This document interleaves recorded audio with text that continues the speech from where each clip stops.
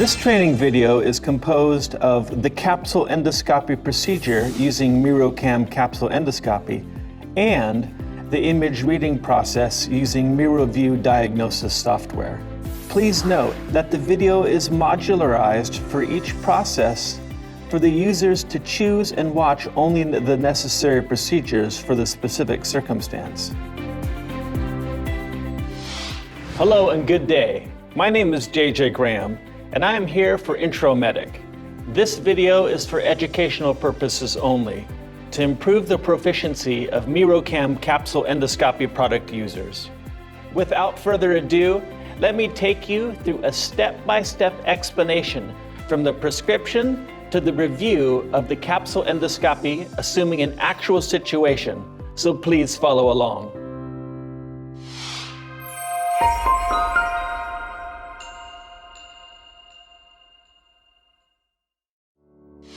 Prior to the comprehensive guidance of the procedure, here are some pre-treatment instructions that the medical staff should be aware of for a safe and more accurate inspection when prescribing a capsule endoscopy.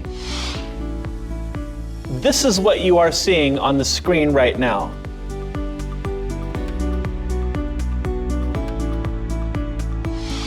Once the medical staff has set the schedule for capsule endoscopy after discussion with the patient, it is recommended that the medical staff prepare the necessary items for the examination the day before the patient arrives.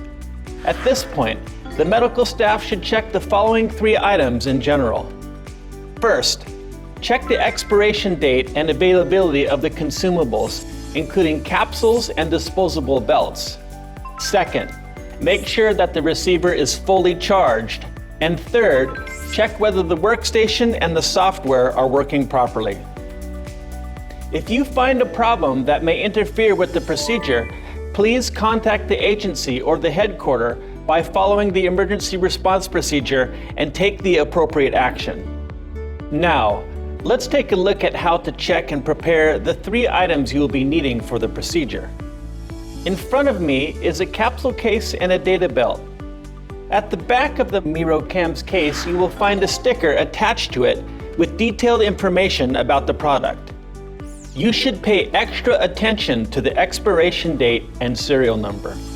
A capsule that is out of date cannot guarantee the operating time. Next is the receiver. It is important to check the charging status of the receiver. The receiver should be fully charged the day before the procedure so that it can be performed quickly without delay on the day of the procedure. It is important to keep the workstation in the best condition, as well so as to keep the diagnosis software and receiver firmware up to date for a smooth procedure. When a new version of the diagnosis software is released and provided by the MiroCam headquarters or an agent, a firmware update for the receiver is available via the MiroView software. If the firmware update button is activated on the receiver tab, be sure to update it first before proceeding. Next is how to reset the image data of the previous examinee, which remains in the receiver by using the MiroView software, and register the information of the next examinee to the receiver. First, turn on the workstation and run the MiroView software. Go to the receiver tab on the upper left of the software and then press the power button on the right side of the receiver mounted on the cradle for 3 seconds to operate the receiver. If more than one receiver is connected, use the alarm button to identify the receiver for the upcoming procedure, and then click the corresponding port to activate by generating yellow borders for the user to edit and delete it. After confirming that the receiver is connected, press the reset button on the upper screen to delete the previous patient's information and image data remaining in the receiver. Since it is difficult to recover data after reset, please be careful when resetting the data stored in the receiver. Make sure that the patient whose information is to be reset is listed for an upload in the List tab before pressing the reset button to prevent the accidental deletion of clinical data.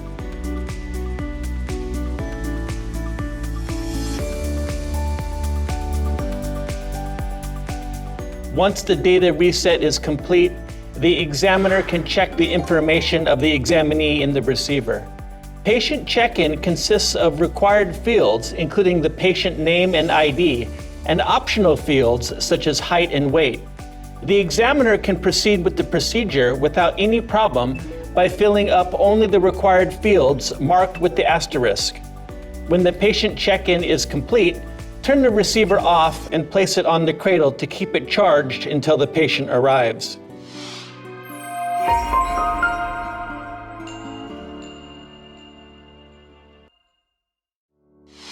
Here, you are all set for the procedure before the patient arrives.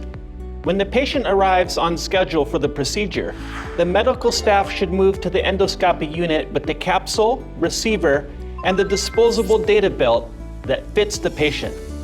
First and foremost, the medical staff should remove the wrapping paper from the data belt and arrange for the data belt to be worn with the electrode positioned correctly on the patient's abdomen. For the elderly and children with sensitive skin, it is also advisable to apply a medical gel on the abdomen and put a data belt over it. It is recommended that the data belt be worn with the cable facing upwards and that it is attached tightly to the abdomen to prevent it from slipping off. Now, let's connect the cable of the data belt worn by the patient to the receiver. It is recommended to position the data cable to fit into the groove of the connection on the upper left of the receiver and push it all the way in until you hear a clicking sound. If it is not connected properly, the receiver may fail to receive and save the data transmitted from the capsule. Now that the receiver and the data belt are connected via the data cable, let's see how to link the capsule and the receiver. This is called capsule pairing. It is a process to confirm whether a series of processes is working properly, in which the data sent from the capsule is transmitted to the data belt through the body and saved to the receiver through the data belt. For pairing, press and hold the power button on the right side of the receiver that is connected to the data belt for the few seconds to turn the receiver on. Then you can see an icon on the receiver display indicating that it is ready for pairing. After identifying the related message on the receiver display, the medical staff should guide the patient to remove the capsule wrapper, open the case lid, and hold the dome protective cap to take the capsule out by themselves. For the double-tip capsule, advise the patient to separate the capsule from the case holding the middle part of the capsule and hold the golden plated part with both of his or her thumb and index finger. And for the single tip capsule, advise the patient to take the capsule out by holding the dome protective cap. Instruct them to open it with the thumb and index finger of their left hand. After that, help the patient separate the capsule from the dome protection cap by holding the gold plating at the back of the capsule with the thumb and index finger of their right hand. Let the patient put the dome protection cap down while holding it with their left hand. And again, hold the remainder of the gold plating at the front with the thumb and index finger of their left hand. At this point, it is advised to take the capsule out from below to avoid leaving fingerprints on the capsule dome. The medical staff should constantly check and support the patients to ensure a successful pairing. Rehearsing before the actual pairing by using a capsule for training can also be beneficial to reduce risk. When the patient touches the gold plating on the front and back of the capsule with both fingers, the data from the capsule is transmitted to the receiver through the human body. And the receiver that has received the signal from the capsule shows an icon indicating that recording is in progress on the display with a pairing sound. When the display is locked, the only way to confirm successful pairing is by the SIG LED on the top of the receiver, which should stop flickering and turn blue. Once the pairing is complete, the medical staff should give every encouragement for the patient to swallow the capsule without fear. Bring the patient 1 or 2 cups of water to help them swallow the capsule. During oral administration, care should be taken for the patient not to break the capsule by biting or spitting it out. When the patient swallows the capsule, it can be monitored in real-time video provided by the receiver. To enable the RTV function, press the navy button on the top of the receiver and the power button on the right side of the receiver at the same time to unlock the display, and then press the volume button on the right side of the receiver to play the real-time video. Once confirmed through the RTV that the capsule has entered the gastrointestinal tract and is operating normally, let the patient place the receiver in the pouch to proceed with the remaining procedure more conveniently. Once all preparations are complete, the medical staff should inform the patient of the precautions between the endoscopies for a smooth procedure. The precautions are as follows.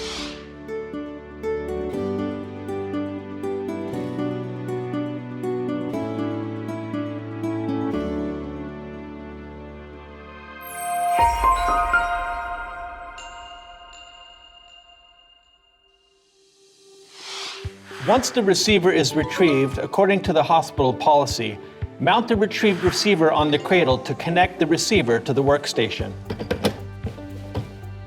Double check to make sure that the power is on, which is required for connection. You can upload the capsule image that was recorded for 12 hours and stored in the receiver via the MiroView operator. After logging into the software and opening the receiver tab, you can proceed with the upload by clicking the upload button at the top right of the screen. As shown on the screen, the MiroView operator identifies the connected receiver, and you can reconfirm the receiver to be uploaded using the patient information checked into the receiver and the recorded message. Even when the upload is successful on the MiroView operator, it is recommended to run the MiroView client to double check whether the actual video and data have been uploaded without problems. While uploading is in progress, pay attention to managing the power and USB port to avoid disconnection between the receiver and the PC. When the upload is successful and the medical staff in charge of the diagnosis receives the notification, he or she can proceed with the diagnosis using the MiroView client software. After logging into the software, the examiner can identify the patient's data that needs to be interpreted in the List tab, in which the full list of examinations is available. Double-click the item from the list or click the Review tab on the upper left of the screen to start the diagnosis. If an incident needs to be diagnosed by multiple examiners, you can activate the item by clicking it, then right-click to use the Add Review function. When opening the Review tab, the patient's image data taken for 12 hours is available. The Review tab allows playing the video to capture and save the image showing parts suspected as afflicted. The first thing the examiner should do after opening the Review tab is to record the landmarks that distinguish the digestive organs. After finding the first image of each organ, one can set landmarks by using the flag-shaped landmark icon next to the play button, or by placing the mouse cursor over the image and right-clicking the mouse. Now, you can easily and quickly find the first image of each organ by adjusting the time bar with the mouse or using the arrow keys on the keyboard. Now, when the landmark setting is completed, move the time bar to the first image and press the play button to start the full image interpretation.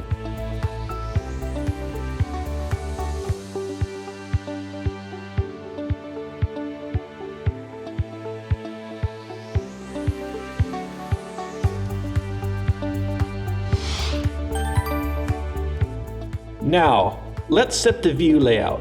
On the left side of the play button is a toolbox to set the view layout and play type, respectively. You can select the view layout with the toolbox positioned further to the left and choose whether to view the screen on a single, dual, or quad screen, depending on the preference of the examiner. The range view function allows viewing the images all together within a specific range, while the map view function allows viewing all images at a glance. Next, let's get into the play types.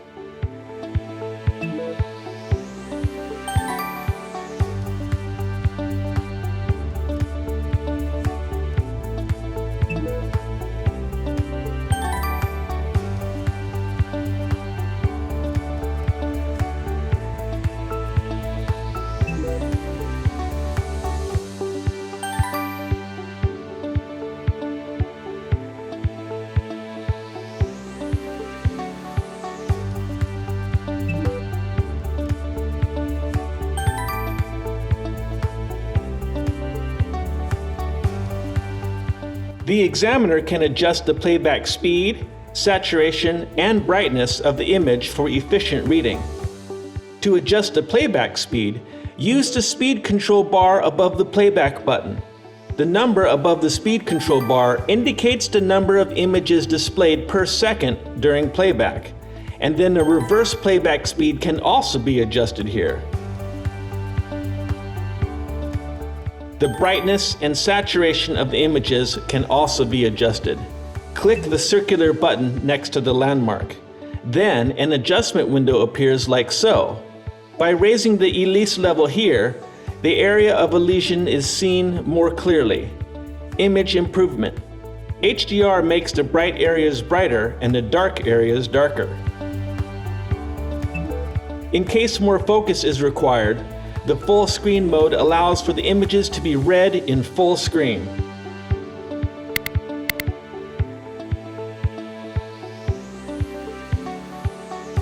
For the procedure conducted using a bidirectional capsule, the image can be read by selecting the camera direction. It can be selected through the capsule-shaped button in the middle left of the screen, and when running in dual view or quad view, you can read the images filmed by both cameras simultaneously.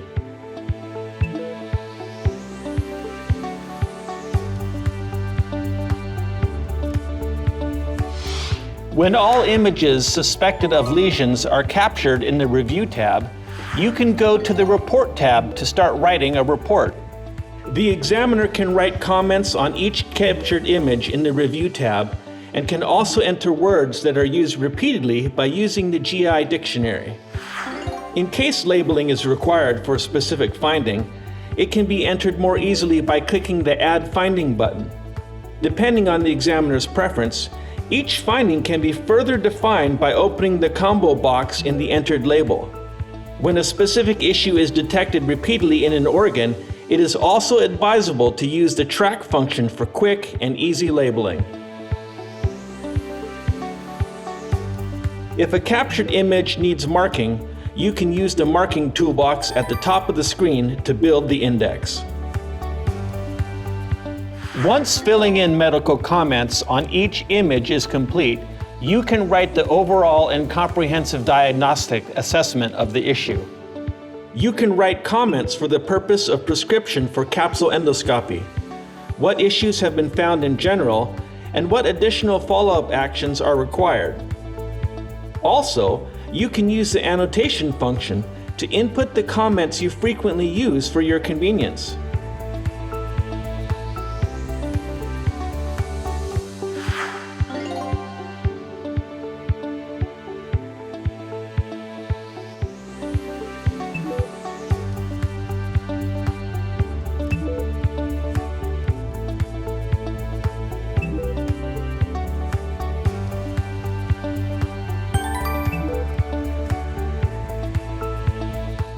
When the report is completed, it is recommended to change the current status to Review Completed in the Home tab on the top left of the screen. It prevents the contents of the reviews from being deleted or changed by other users. Once the writing of the report is complete, you can go to the Export tab on the top left and select images to use in the report by either checking the checkboxes under each image using the mouse, or dragging the desired group of images and right-click to select check. By placing the cursor on the speech bubble under each image, you can quickly navigate through the comments, which helps to select images to include in the report. Deselecting images can be done in the same way by unchecking. When the images for the report are selected, it can be previewed in a report format by using the Preview button on the bottom right of the screen. In the preview window, you can change the report's layout as well as edit its contents.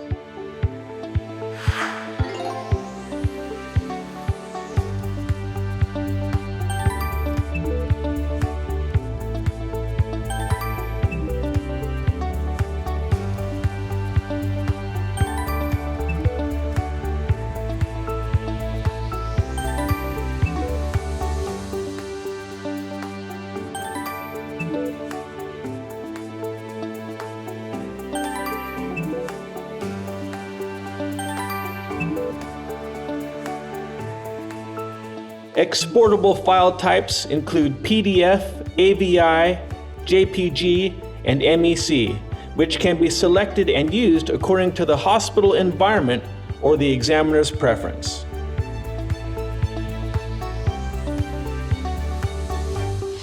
We have reviewed the MiroCam capsule endoscopy procedure and how to use the MiroView diagnosis software. If you need further training with any details not covered in this training video, please contact our head office or agency staff. Thanks for watching. Again, this is JJ Graham for IntroMedic.